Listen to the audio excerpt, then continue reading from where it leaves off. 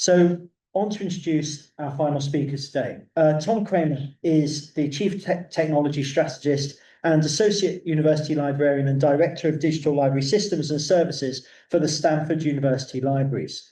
He directs the technical development and delivery of Stanford's digital library services, including digitization, preservation, discovery, and access to digital resources, as well as the LOCKSS preservation program.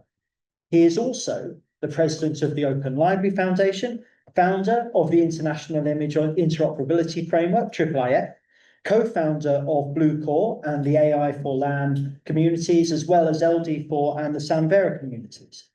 He's joining us today from the US, where it is very early in the morning. But fortunately for us, Tom has already been in meetings today since about 3:30 a.m. So it's quite late in the day for him, even though ridiculously early as well for him. I hope there's no cognitive dissonance there as a result of that, Tom. So thank you very much indeed for joining us today. And without further ado, I'm going to hand over to you to talk about the work and the opportunities provided by IIIF. Thank you.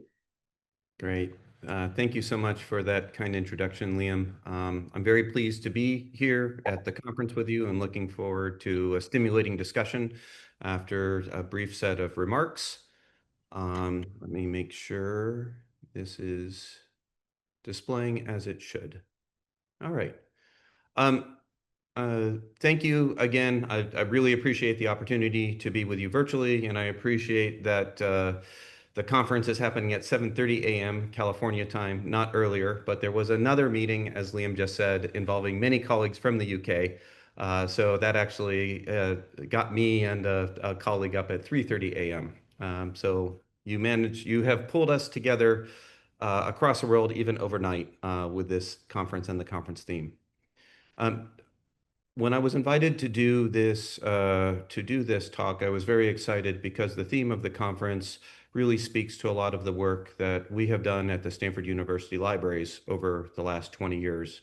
And I think for shorthand, content is everything, but actually connections are greater than content when working in the cultural heritage, memory, and research sectors. So today, I would like to talk about some of the experiences that we have had and that I have had in this field over the last decade plus. And I would like to talk about a new and emerging trend as well, specifically that of open metadata. Liam gave a very nice introduction for what I have done. I will say only on top of what he has said that open source software to me and to the Stanford University Libraries has been a very natural approach to meeting the needs of digital libraries and cultural heritage institutions. We are not a tremendously large sector, but we have a lot of clever people, and by working together, it's clear that we've been able to produce solutions that scale and that meet the peculiar and niche needs of the research community. I will also say that I was lucky to twice be the chair of the Open Repositories program for that conference, and that factors into some of the things I'm going to say. So you may have heard that content is king. So in the late 90s and the early 2000s, this was one of the ideas that was percolating across the internet is it's easy to have the technology, but people will come for the content. And I think as a content holding and collection bearing institution, this is certainly true, but having content alone is simply not enough. And one of the things that we have experienced is that actually connections are even greater than content and the content that you might hold within an individual institution. Harkening back to the dawn of social media and Web 2.0 or the social web, there was also another phrase or a trope that was often used, which is helpful here, is 1 + 1 is not 2, but instead 1 + 1 is 11. And I think the main point that I'd like to try to make today is that through connections to other institutions, GLAM institutions can best advance not only their own collections and their services to their patrons, to their users, to their designated communities, by engaging in these communities, but also by leveraging others in the community. Now, this is often challenging for us to do. None of us are as well resourced as we would like to be. All of us have more work and more opportunities in front of us than we're able to possibly field. And it takes effort often to transcend an individual institution's parochial tendencies to take care of their own first. But it's only by emphasizing these community-based approaches that we can actually leverage interoperability, leverage openness in select and intelligent ways, and they're critical to fulfilling our mission. And this is becoming even more so as the internet becomes increasingly platformized with software and services increasingly being bundled with content, and many times closing down opportunities for the free flow of information and discourse rather than facilitating them. The two case studies that I would like to talk about today are, as Liam mentioned, IIIF and the new emerging one, what I think of as the next open, which is open metadata. I'll start off with IIIF, and I'm not going to go into the details of IIIF, but instead I really want to provide a social history of how IIIF came about and why it's been successful or as successful as it's been to date. So IIIF stands for the International Image Interoperability Framework. I know many of you have heard of it. If this is your first time, you can find the website at iiif.io. And essentially, it's a common method for publishing and accessing digital resources on the web. Importantly, it was created by cultural heritage and research institutions and remains driven by cultural heritage and research institutions. It's now adopted by thousands of institutions worldwide, and it's a really smart way to put content on the web and to build applications that makes the most of that content. What I want to talk about is how did IIIF start? So at Stanford, as at many other institutions at the end of the first decade of this century, we were heavily invested in building digital library software and collections. And for us, our key effort was around Parker on the web, which is accessible at parker.stanford.edu. We collaborated with colleagues at Corpus Christi College at Cambridge University and the Cambridge University Libraries to digitize a set of 550 medieval manuscripts that had been literally locked up for hundreds of years. The goal was to bring these online to provide digital access and enable new forms of scholarship. And the project was a success. We built a beautiful digital library collection. It took us 3 years. And ultimately, we ended up building something that was unique. It was expensive. It was the first time we had done anything like this, and it was unintentionally limiting. The great thing was that it was so successful that its users wanted more, and we quickly learned the limits of what we had put in place. We were seeing requests for faster performance. We were seeing requests to load content into other applications for things like annotation or mapping software. There was a huge interest in transcription, and there was a huge interest in comparative studies. So this made us stop and think. We had just spent all of this effort building this application. We were quite proud of it. And we had to stop and say, well, WWMD, or what would a medievalist do? First, let's look at who else had the same problems. We had to go back and examine, why did we end up developing this basically on our own? And what are the core research functions that we were striving to meet? It wasn't just to put pretty pictures on the web, but it was to bring to life this fantastic scholarly resource. We've quickly identified that there were many other fellow travelers. So the Bibliothèque Nationale, the British Library, the Bodleian Libraries at Oxford, Cornell University, the National Library of Norway, and our colleagues at ArtStore, which was then and now part of Ithaca. And we all got together and compared notes over a series of meetings that lasted about 6 months. And what we realized is that we had unintentionally each built the exact same system to meet pretty much the exact same needs, but we had done it on our own, and we had established this set of silos. That was not the goal when we set out. In fact, we wanted to bring this to light as part of the Global Scholarly Commons. We really pride ourselves on cooperation and bringing these materials online, but we had created these walled off compartments of content and application functionality with a narrow catwalk across the topway, as you can see in this image, where individual users could come to a website and use it in exactly the way that the website creators had designed.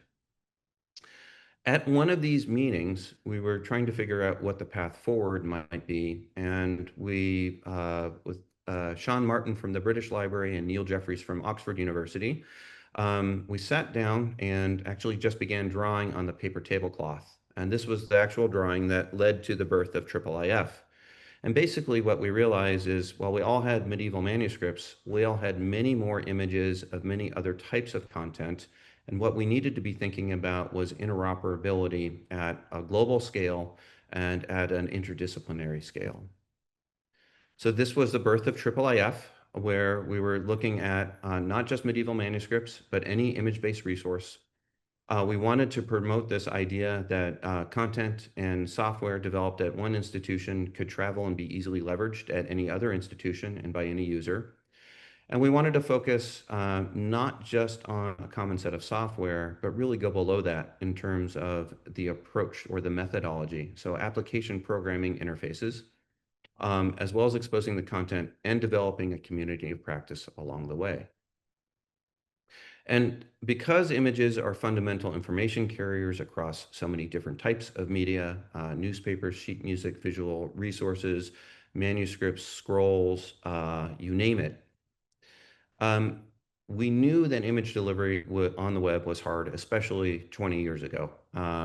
It was slow, files were quite large, and technology was not where it was today. So we ended up gathering together, again, I won't go into the specific technical details, but within short order, we were able to produce cutting edge technologies that allowed for things like deep zoom of very large images. This is a 19th century tax map in the collections of Stanford. And in just a second, you'll get a sense of exactly how large this image is. This is a gigapixel image being delivered straight from our digital library. And that's our lead photographer who captured this along with his colleagues. Wayne is 6 feet 4 inches tall, and this map is about 2 wains tall by 3 wains wide. So it's incredibly large, not only physically, but digitally. This is the type of image that is now available to be seen across digital libraries like ours on the web. You can also look at images not just as a singular file, but highlight regions of interest and be able to cite and share those. This is a good example of the functionality from University College in Dublin. Comparison of images is a scholarly primitive. So here's an example from the Wellcome Trust with 2 computed tomography scans of the head of the seal, and we're able to juxtapose those side by side and do different levels of zoom or synchronized zoom. In the visual resources and art history, you often have multispectral imaging or hyperspectral imaging with IIIF using basically off-the-shelf technologies and basic web technologies. You're able to get really good views using a curtain viewer developed and displayed on the Leiden collection. There's support for full text and full text search. There's support for georeferencing and georectification of geographic materials. It's even possible to bring together logically and digitally objects which have been cut apart. Here's a fantastic example that comes from originally one manuscript, but someone went through and excised all the pretty pictures, even back in sometime in the 16th or the 17th century. These have been digitized by the Bibliothèque Nationale, as well as the municipal library who held the remaining folio. And the Biblissima project actually put together these 2 disparately held objects and reunited them using the power of IIIF. And this is really cool because not only did they bring the miniature back into the full folio, but if you turn the page, you can once again read the text on the other side. Colleagues at Harvard have used IIIF for instruction, in this case, the annotation of the parts of a cell used for one of their online courses. And all of this is wonderful because you can view content with any application that is IIIF compatible. The COGAP has worked with the National Library of Qatar, and they developed this wonderful demonstration of viewing archival materials through any of 4 different viewers. So I'm going to talk briefly about how IIIF works, not because the mechanics are important, but because of what they enable. So when we had built Parker, and when Johns Hopkins had built Roman de la Rose, and the Bibliothèque Nationale had built their systems using Gallica, each of us had originally conceived of our applications as a special silo and a special way into the content which had been digitized. Fortunately, there is a more flexible and powerful approach called application programming interfaces. Now, an API is a structured way for connecting to different systems. So in this case, we have the connection between fingers. Once that connection is codified, it's easy to swap in different pieces. So for example, you could have a completely different front end or a SpongeBob, or you could have a completely different back end or a giant octopus. Or you could have two completely different systems that use the same API and benefit from interoperability. And the real power of APIs is that they enable reuse. So in this case, an application like Parker on the web could serve up content through any of various different front-end applications.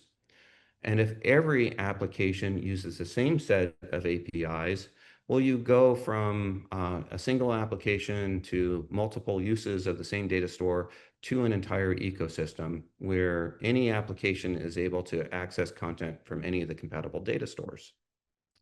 So IIIF today has literally thousands of institutions worldwide that are participating, that are either using the APIs, using software that is compatible with the APIs, that are publishing their content with the APIs, individual scholars leveraging those for custom projects, or are participating directly in the activities of the IIIF consortium. And this was part of the original design of IIIF. Instead of a you build it and they will come mentality, we deliberately got people who had already built it and realized that people were not coming to adopt the same technology or the same approaches. And we formed a community from the get-go. We said, we've each built this. Can we define the common set of functionality that we've all built out? Can we agree on how those would be surfaced through a common set of APIs? And can we, as a community of practice, then develop software that showcases this content, this interoperable content, and makes our communities make the most of it? And ultimately, this was the original IIIF vision, and I think we can say that we have largely succeeded over the last 13 years. Our goal was to create a global framework by which digital resources from any participating institution could be delivered in a standard way via any standard technology, any compatible image stack or technology stack for display, interaction, or annotation in any compatible annotation to any user on the web. And I think we've seen success because IIIF has hit that sweet spot of the benefits of a standard, which are interoperability, scale, and reciprocity, while the focus on APIs has let individual institutions select their own technology stacks, their own software, and do their own local approaches. So it's the best of both worlds. On top of that, there is a community of hundreds of practitioners, software developers, subject matter experts, and researchers who are get together and have converged on this common way of doing things. And there's a virtuous circle of people feeding each other with new ideas, new technologies, and advances. There's a thriving and diverse software ecosystem with hundreds of different types of software that play some component role in this ecosystem. There's billions of images from thousands of institutions. And basically what we've done is helped establish something that is faster, cheaper, and better than building your own silo and doing it yourself. So it's a really nice story. It's a really nice success story. If you've not looked at IIIF, I encourage you to take a look.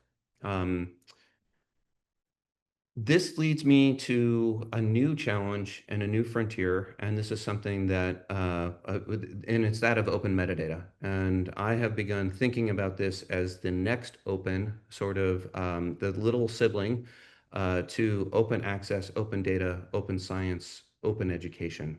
It's something that has often been overlooked, but is a key enabler for our communities and for our sectors. And I want to acknowledge here the work of my collaborator, my colleague at Stanford, Rochelle Lundy. She's the director for the Office of Scholarly Communications. She is a lawyer by training, and she has really helped develop this framework and is helping advance a lot of the thinking and the practices represented on these slides. So metadata is essential to the work that we do. I've been in the libraries at Stanford now for 20 years, and I think it took me about 7 or 8 years before I realized every library project was actually a metadata project. Without metadata, it is impossible to do basically any kind of work, especially work at a digital scale. It is metadata that powers the essential services that we offer, and this is true not just in libraries, but throughout the knowledge domain. And what we're finding is that metadata is often overlooked because it's available on the internet often, but it doesn't have a clear legal status.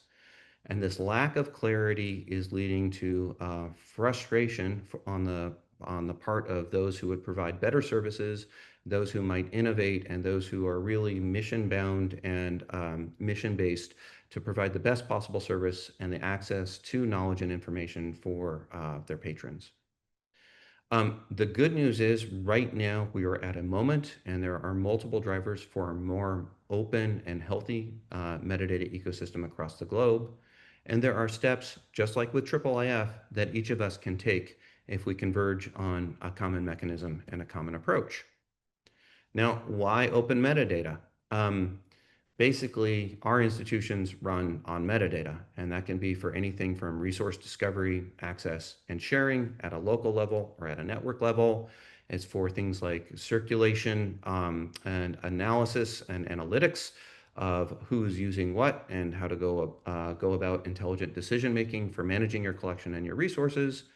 And of course, the metadata itself is data, and there are lots of opportunities for data innovation and enrichment through the description of resources, data mining, application of linked data, and who has not been concerned with the overwhelming swarm of bots that are actively mining all the content that they can find to train their large language models for good or otherwise. Metadata itself is not incredibly technically difficult in terms of what you have to do to work with it, but it is labor intensive and it's a pain. Every time you're looking at a new project, what kind of or new project or system, what's the data and what's the metadata? How am I going to get? What's the transfer mechanism? Is this a one-time or an ongoing feed? What's the use of this metadata? How do I have to map, transform, or normalize it? And are there any security, contractual, or privacy concerns? There are clear answers and there are well-established procedures for decades for addressing each one of those. But one of the ones that is a growing concern, especially with this age of the internet, is the last one, what are the legal, contractual, and intellectual property concerns? And what we have found is the lack of status around metadata's legal accessibility and legal interoperability is having a chilling effect on development of services. There are 4 issues that we've identified in terms of things that keep people from doing more with metadata. The first one is simple ambiguity. Is the metadata that we produce and the metadata that we use open or not? And the answer in classic institutional fashion is usually maybe, or it depends. When we are not clear where the metadata comes from or what its legal status and if there are any encumbrances are, as cultural heritage institutions and as responsible institutions, we often tend to err on the side of being more cautious and conservative. On top of that, we're all familiar with dealing with intellectual property. Is metadata copyrightable? And if it is copyrightable, how am I to respect the author or the rights holder in either their legal rights or their moral rights? And a third factor, and actually a larger one, is there are growing efforts to try to enclose metadata behind different walls. I think if you're tracking scholarly communications in the publishing field, the largest publisher in the world no longer calls itself a publisher, the largest scholarly publisher. They are an analytics firm. They are keen to not only have the content, but have the analytics and the usage on the content. And this is following the patterns that well established for other platforms. Just think of things like Facebook, Google, or Apple, or Amazon. Finally, one of the concerns that we see is that of sustainability, and this is a very good concern. If metadata is free in terms of if there's no cost involved in accessing it, how are we going to support, or how are we going to see that the sector supports the activities that go into the creation, the enrichment, and the distribution of metadata? It is hard work and it is a lot of work. And if the money leaves the system, are we going to be looking at a tragedy of the commons if everything is quote unquote free, or free as in beer rather than free as in kittens? And I think this has led to another case of the silos, where essentially for metadata, we have what we have, we're using it in a local context, and there has not been as much attention paid to cultivating a healthy ecosystem across the global sector for libraries, archives, museums, galleries, and related institutions. Because we are mission driven to create and use metadata, we can't escape the fact that this is part of our core operations, it's how we power our services, and it's how we pursue innovations. But what is the framework, and how do we go about intelligently balancing the valid concerns around copyright, contracts, and licensing? Our recommendation and our drive is that as a sector, we need to embrace open metadata, and that is open in terms of legal to use, legal to access, legal to reuse, legal to transform. In this sense, open metadata is just another form of open data. The same licensing and considerations and options apply, but rather than saying nothing and putting the metadata out there, which is currently the most common practice, it is best practice to eliminate the ambiguity on the legal status of metadata by explicitly licensing it. And the best practice in this domain is to use the CC0 license, which is a public domain dedication. It asserts that the metadata that's created, to the extent allowed by copyright law, you waive any of your rights, and it maximizes the flexibility for reuse. And use and reuse is ultimately our goal as knowledge institutions. One of the statements when I started in libraries and when I was very active in the repository field from 2005 to about 2015, this is so old it might be cool again, or maybe some of you haven't heard this, this will be the first time. JISC back around 2007 convened a group called the Common Repository Interfaces Group. And the goal of this was very much like IIIF. How can we make all of the scholarly repositories that were springing up at the time be able to connect with each other and to exchange content and functionality? And the catchphrase that this group produced and has stuck with me for the last 17 years is, the coolest thing to do with your data will be thought of by someone else. It's wonderful that you have your data and your content and you can publish it, but by letting that out and letting it be open and used by others, that is when it's going to achieve its maximum potential.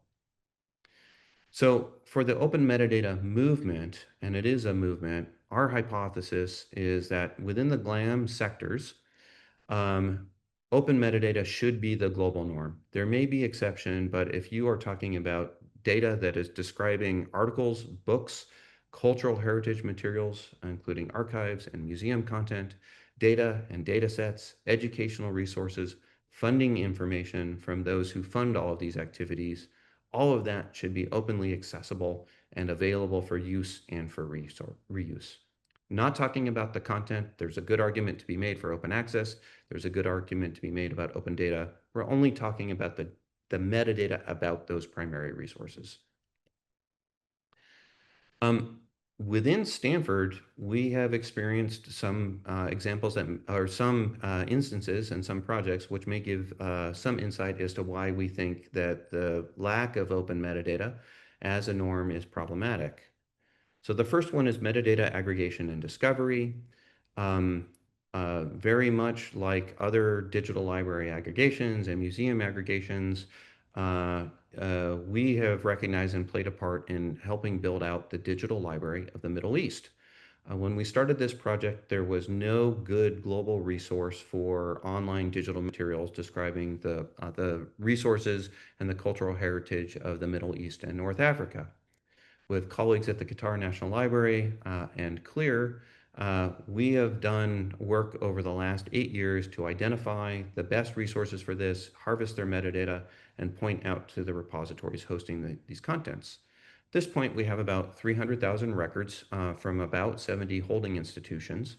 And to our knowledge, this is the single largest resource of its type in the world. Now, this is a great example of available but not necessarily open metadata. To build this index and to build this metadata aggregation, pointing out to the individual holders of the institutions has been a very laborious and painstaking process.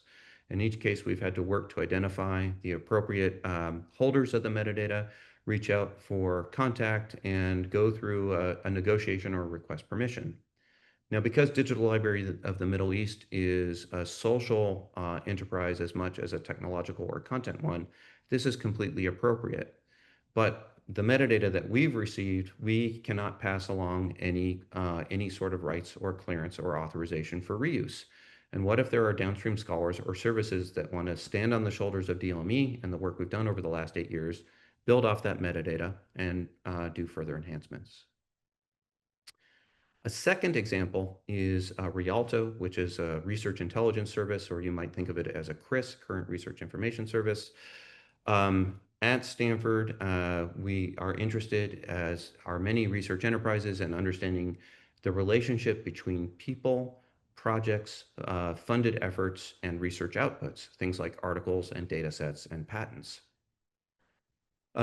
We do not, within the United States, the UK and other countries in particular are more advanced than we are in terms of a regulatory regulations and expectations from funders. There is no good way to do this, and it is ironic, but Stanford has no idea what Stanford produces, because Stanford is 30,000 individual researchers, staff, and academics.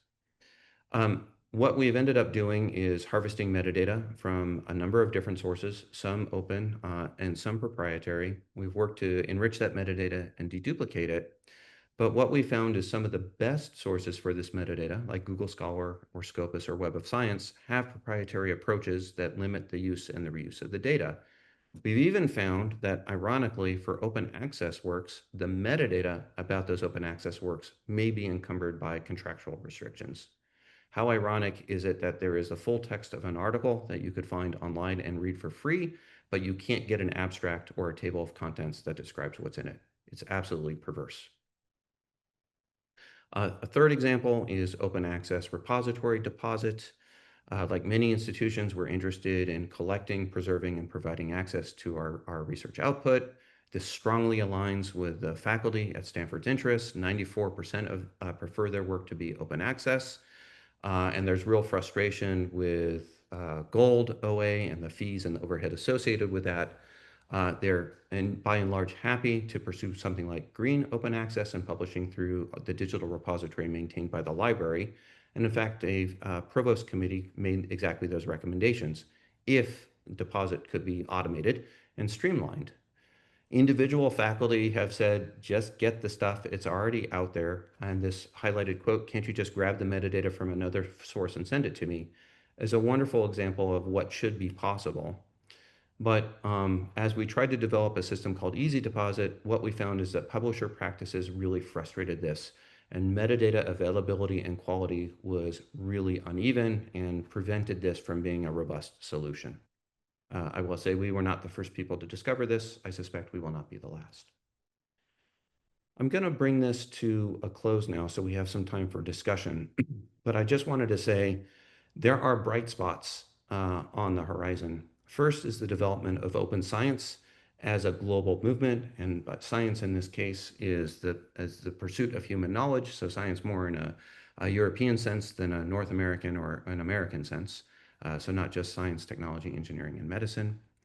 And this is the freely available and freely accessible outputs for our articles, code, and data, as well as equitable and inclusive platforms for joint production and co-creation of knowledge, and new methods of evaluation and reward for who is doing good work and how do they get things like tenure, promotion, and money.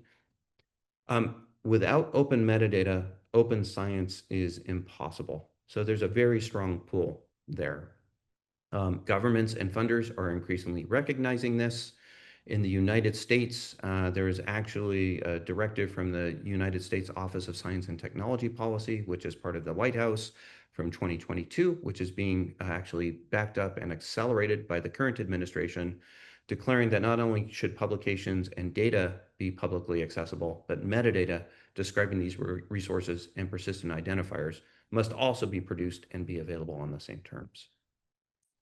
You may be familiar with the Barcelona Declaration on Open Research Information, and it's really stressing that the data that describes research, what we're trying to address at Stanford with Rialto, the Research Intelligence Service, really needs to be open for the international ecosystem to work. They have a fantastic quote, says, "We are monitoring and incentivizing open science using closed data and closed metadata." There's been a huge growth in the last decade of open data and open services, and this is really heartening. And we're seeing an increasing number of individual institutions within North America, academic and public libraries, but also national libraries from all over the globe who are adopting these practices and these principles. So what can you do, and what should we do as individual institutions and practitioners in this space? First is, if you don't have an open metadata policy, consider adopting one. Stanford did this a full 13 years after Harvard set a wonderful example in 2012.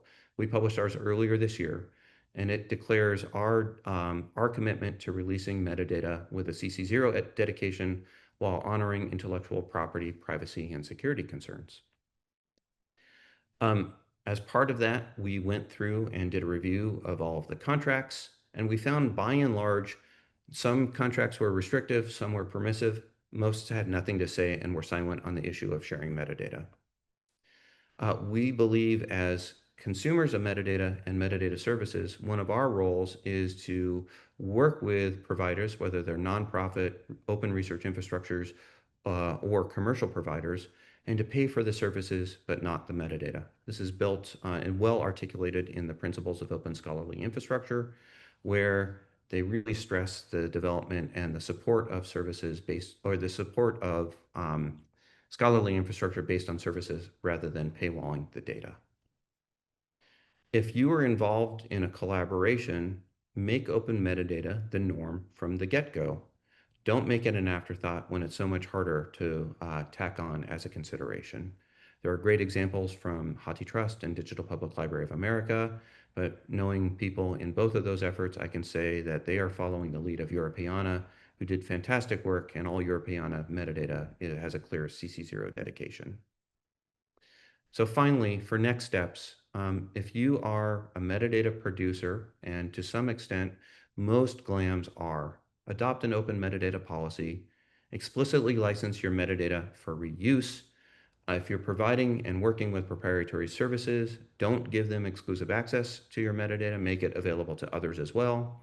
And persistent identifiers are a wonderful device for linking these things together and exposing things. If you are a consumer, work with your suppliers to clarify and establish whether the metadata is open, and if it's not, push for terms, contractual terms that guarantee that it's open. And be selective in the services and infrastructure that you invest in, privileging those that drive towards open rather than those that drive towards paywalls and enclosures. And this is the final slide. I just want to say that there are a lot of parallels between IIIF and open metadata. There is real value in our individual collections and our practices as institutions, but there is even more value in our aggregate collections and our aggregate practices. We are powerful when we work together and in a concerted fashion. We are by nature complementary, we're not competitive, and interoperable systems and data give you the most leverage yourself at your own institutions for your own users. If you're involved in delivering digital collections online, take a look at IIIF. And maybe you already have, this is not so new. I think the newer thing and the thing, my call to action for all of us today is if you are a GLAM institution and you're advancing, start to look at open metadata and start to take baby steps towards it. This will likewise, just like IIIF, leaven the global ecosystem for research, education, and cultural heritage. It will unlock new opportunities and it will make the world a better place. Thank you very much. Remember, the coolest thing to do with your data will be thought of by someone else. I could say, from a GIST perspective, the challenges around closed metadata or the different status of different data sets has been a major frustration in terms of the delivery and development of some of our services. So to hear that really comprehensive overview of the challenge is really, really welcome. I did also think, though, I wonder whether the extent to which you said all library projects are metadata projects, I wonder the extent to which they're all intellectual property projects as well, to some extent. So hopefully we've got questions online. We don't have any questions yet online. Are there any questions in the room for Tom? Yeah, at the back. Oh. Please go. No, I think they're pointing to you. Hello, thanks very much for a very inspiring lecture. I have a question about the use of metadata by companies like OpenAI and Meta and the rest of them. We have a big challenge, and I think it would be an understatement to say that the libraries and galleries are underfunded, and the work that goes into creating metadata is the work of individuals who work under a lot of pressure, and then this data is being used by the companies who create huge revenues. How do we resolve that issue?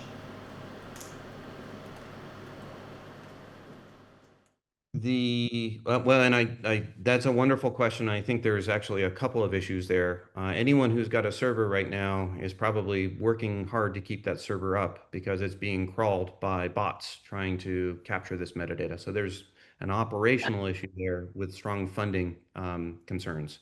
If human users can't get to content because machine users, sometimes for profit companies, are overwhelming us, that's a collective concern. One thing I would like to point out is you may have heard of Creative Commons, which is the makers of the CC licenses. They've just released a set of something called CC signals, which are ways, it's not a new license, but they are ways for content holding institutions to signal to people who would like to consume their data on how they would like to do that. So if you're getting heavily crawled, there's a way to signal that you would like to have some sort of remuneration or support to help underwrite that. I think the other question is one of an ethical one and one of intellectual property. Whereas if you make metadata open, that means it's open, and it could be used by anyone, and that could be for purposes you agree with, it could be for purposes you disagree with. I think from my perspective as a librarian, our goal at Stanford is to make the material available. We think that includes for commercial purposes. We don't want commercial providers to knock over our servers, but there are good commercial providers as well as those who maybe are less good, and we don't want to be the judge of that. We don't want to be the differentiators. We did find out, ironically, because there was a responsible researcher from Turkey and said, may I cite your repository because my publisher requires it? And I ended up crawling all of your metadata over 6 months. And I wish we had known that because we would have just given him a metadata dump instead of having him have to script things and add additional load to our services. I do think actually having open metadata releases could be an intelligent and effective way to more controlled access to these resources and something that is citable and also something that is more reproducible. Thank you. We've got another question to Tom. While colleagues getting up there, Tom, on that point, about making the metadata open, and once you've made it open, that's, that was the intent. But can those companies not do more to contribute into the sustainability of the effort? As our colleague said, libraries, a lot of colleagues in the GLAM sector are not getting the funding that they need in order to sustain their services.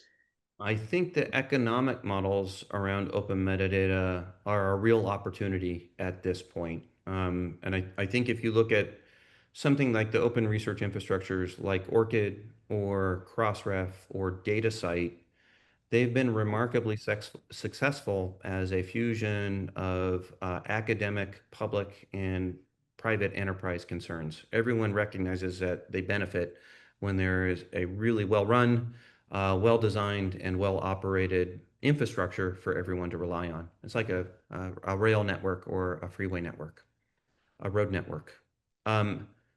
The costs in those cases are really borne, as I understand it, these costs are largely borne by the commercial interests who benefit from it in a monetary fashion, different than academics or individuals who are participating.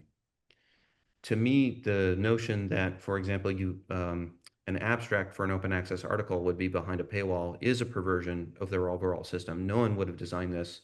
If we can go back to first principles and brass tacks, I think there might be opportunities to do a better job in sourcing metadata, distributing it, and enriching it, with those with deeper pockets paying more and those without resources benefiting just as much, if not more. Thank you. So thank you so much for that, Transmedia. It's amazing. I'm one of those weird people that's really interested in the histories of cataloguing and catalogues. So I recognise, as I'm sure many people do here, that many catalogue entries and online catalogues are kind of heavily based on printed catalogues out of print that nobody's going to reprint. So technically in copyright, possibly already a kind of legally questionable derived work in some way, but probably fine. But I guess maybe not fine to open that up dependent on an institution's appetite for risk about young people, as you mentioned before, and the costs. So I'm wondering, when you think about this problem as it is, particularly about sort of questions that institutions have for why, as opposed to the kind of more modern example you're coming at here about scholarly works, for example.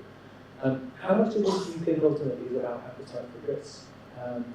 And using the wonderful word IIIF for this example to kind of collectivise doing something, how much do you think these sectors can collectivise an appetite for risk to work together to make that leap toward metadata together, rather than sort of the piecemeal stuff we see? How much can we do collectively to make that? So thank you for the question. I was unable to catch all of the first 80% of it, but I believe I did catch the end. So I don't know if you'd like to, if you or someone else could restate it. The audio just wasn't as good, or I can address the collectivization opportunity. That's the bit I'm really keen to understand. How do you understand it? One of the really neat things about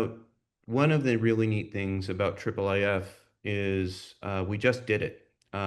It started from a bunch of institutions who had a common interest. It was a practical set of steps to take to solve this. And as others looked at it, they said, this is an intelligent way to solve it. I'm just going to build on that. It didn't need government funding, though some individual institutions, of course, were funded from the government. It didn't need a mandate or permission. It didn't need new legislation. I don't think there's anything that requires us to perpetuate the existing systems where metadata is getting enclosed. I think there's a lot of opportunity. If you look at most metadata is actually generated by individual institutions or is increasingly machine generated. I think there's a real opportunity for artificial intelligence and machine learning to characterize the content that's being produced. I think if we just start doing things in baby steps, declare an open metadata policy, work this into your practices, insert some model contract language into your work with suppliers, I think we'll begin to see the dial move. There's lots of opportunities for commercial companies to make money off content and to make money off valuable services, and they need money just as nonprofits do to sustain themselves. But I think we can just change the calculus. That shouldn't be around metadata. It should be elsewhere in the ecosystem or the value chain. I hope that answers your question. It does. Okay, thank you. Got a couple of questions online. Can you give some advice to smaller organizations who are looking to embed digital technologies and become more digitally sustainable, but who don't know where to start or who don't have the resource to do so?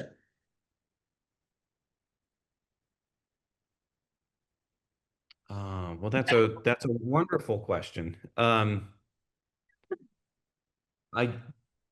of the areas one of the areas I started in, along with repositories, was focused on digital preservation. And one of the key lessons for digital preservation is that no system lasts forever. And in fact, you have to plan for the obsolescence and the decay of any system that's maintaining your content over time. You can't just throw digital content into a vault and come back 400 years later. It will not be accessible. Part of the wisdom that comes from that discipline or that domain is always have an exit path. Make sure that if you go into a system or a hosted service or a particular provider, make sure that you have control and maintain the rights to everything that you're putting in and to everything that's generated while you're using that system, and make sure that you can get it back out. There are too many environments where it's they're basically a roach motel. Once you get your materials, your contract, your transactions in, there's no viable pathway to getting back out. I'm not sure that's super practical, but I think it is true. If you look at the principles for open scholarly infrastructure, one of the principles is make sure that you can get all of the data back out so you can migrate it to a different service over time. It's probably good to do just in general.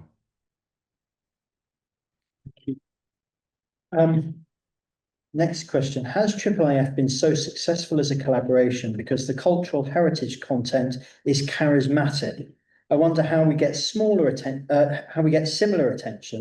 on metadata. Are there novel research use cases that we can point to? That is a great question. One might think that I mean, nerds like metadata, and not many more people than nerds like metadata. I like metadata, so I also have a hat that says nerd on it. I think this might be as much an opportunity as it is possibly a liability.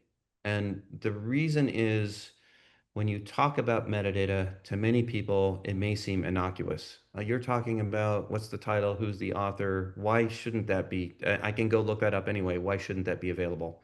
It's not as contentious and it's not as rife with possible risk as other types of content, right? So if you're dealing with protected records or medical information, et cetera, there's so much that we have to be careful of. By and large, bibliographic metadata and metadata about research outputs, it doesn't have the same sensitivities. So I think that's actually a plus. The other thing is, what we have found is when we talk to people, just do a gut check. Ethically, does it make sense to you that metadata should be open? The overwhelming response is yes, absolutely. And that's from people within the sector, but it's also from people outside. So you might say, well, if it's a song, how's the songwriter gonna, put their kids through college, et cetera, et cetera. We're mission-based to create this and to distribute it, and it's created to be used. So I think there's a real resonance at kind of a ethical level, or almost a spiritual level, for why we're engaged in the work that we are. So maybe being nerdy, maybe being esoteric is actually good in this case. I don't think anyone in this room is going to disagree with you. Are there any other questions in the room? Liam, did you just call the audience a bunch of nerds? No, I said no one sense of metadata. Oh, very, okay. Thank you. So, okay. I don't think we've got any other questions. You've made me go red now, Tom, because I'm in front of the whole room. I think, oh, there is a question. Sorry. Thank you. Thank you very much for your contribution. It's been very helpful. I'm Greta Francis. I'm working on the Tower project with Creative Commons, so thank you for the name check and the work you do in this space. I suppose I wanted to pick up on the perhaps the elephant in the room here around the prospect of bad actors, and whilst I share your goal and your vision for if we just do this, this will work, and that those with commercial interests will invest and see the mutual benefits.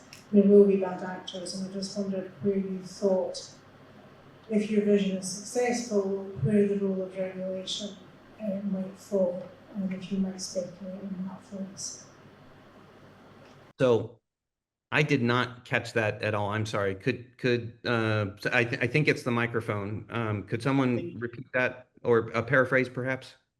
I think the question was about the potential unintended consequences of bad actors in this space and what the appropriate role for regulation might be therefore around some of these aspects we've been discussing. Does that capture it? Yes. I think that is also a good question. I guess in the United States, there is some of the interest in open science maybe is not the way the earlier proponents of open science envisioned why. It's a way to expose some things or to drive certain agendas, which is an uncomfortable position to be in. Specifically on the legality of access to metadata and using metadata, by and large, you can find a lot of metadata already online. It's published through things like catalogs. You can scrape it. And I think the current situation where it's unclear whether and how it's legal to access and to reuse that sets up a situation where good actors are penalized or are discouraged from doing good things, and the bad actors, I think, probably are not going to care too much if there's a CC0 license on there. These are the people who are already ignoring their robots.txt no crawl directives. These are the people who are setting up spoofing through VPN, et cetera, et cetera. In that sense, I think maybe embracing a more structured approach and an explicit approach actually rewards good behavior and maybe treats, at least on the case of metadata, creates discrete data sets that are versioned, that can be tracked, and that are citable, and that are coming from reputable sources. I wouldn't say there's a metadata black market right now, but there's certainly a gray market, and that's not optimal. That's not optimal for our institutions, for the end users, or for people trying to do creative and good things. That's at least a partial answer. I haven't seen too much on regulation about metadata, though, and maybe others have more experience or something to offer. Did you have any? Okay, thank you very much indeed. I don't think we've got any other questions in the room, and I'm conscious that we're coming up to time. So, Tom, I just wanted to thank you very much indeed. I wanted to thank you for participating in the day as a whole and for giving up your time, the time difference, joining us so early in the morning there. Also for positioning some of the challenges and opportunities in this space around metadata within that overall sort of system around open, and the importance of metadata, the importance of open source, etc. within those discussions. I want to thank everybody in the room this afternoon for all of the questions that have come on, for joining in the debates. Thank you, Liam. Thank you, everyone.